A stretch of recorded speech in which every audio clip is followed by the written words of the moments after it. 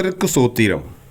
இன்றைய வேத வசனம் எபேசியர் 1:3 நம்முடைய கர்த்தராகிய இயேசு கிறிஸ்துவின் பிதாவாகிய தேவனுக்கு சோத்திரம்.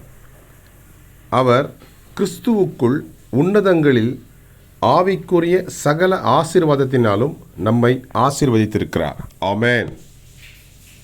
எபேசியர் 1:3 நம்முடைய கர்த்தராகிய இயேசு கிறிஸ்துவின் பிதாவாகிய தேவனுக்கு சோத்திரம்.